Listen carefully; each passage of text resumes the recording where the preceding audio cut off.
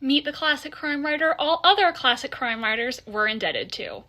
Today we're talking about G.K. Chesterton, the first ever president of the Detection Club, as part of my ongoing series on this mystery writers organization that inspired my debut novel. Gilbert Keith Chesterton was born on May 29, 1874 in Kensington, London. He started his career in publishing and during World War I was a journalist for New Witness.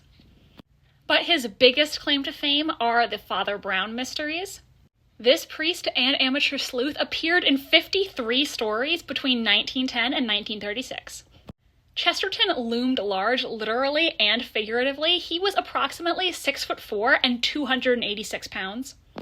Once, Chesterton remarked to his good friend, George Bernard Shaw, quote, "To look at you, anyone would think a famine had struck England," to which Shaw retorted, quote, "To look at you, anyone would think you had caused it." Chesterton frequently wore a cape with a signature cigar dangling from his mouth, and he would frequently miss his trains because he forgot where he was supposed to be going. Once he sent a telegram to his wife, Frances, saying, quote, "Am in Market Harborough. Where ought I to be?" To which she replied, quote, "Home." On the 27th of December, 1929, the author Anthony Berkeley wrote to Chesterton about a club he was starting, the group that would later become known as the Detection Club.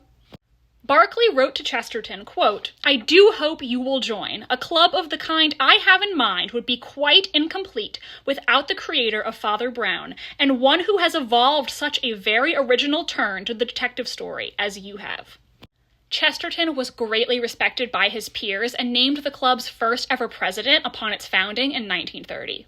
G.K. Chesterton led the club with gravitas and earned his club members' respect, but he was also described by fellow club member E.C. Bentley as, quote, "the happiest man I ever knew," end quote, and despite his large size, had a very childlike, gurgling laugh. He served as club president for 6 years until his death on June 24th, 1936. Fellow Detection Club member Ronald Knox delivered the homily at Chesterton's funeral, stating, quote, "All of this generation have grown up under Chesterton's influence so completely that we do not even know when we are thinking Chesterton." And fellow club member and novelist Dorothy L. Sayers told Chesterton's widow, quote, "I think, in some ways, G.K.'s books have become more part of my mental makeup than those of any other writer you could name."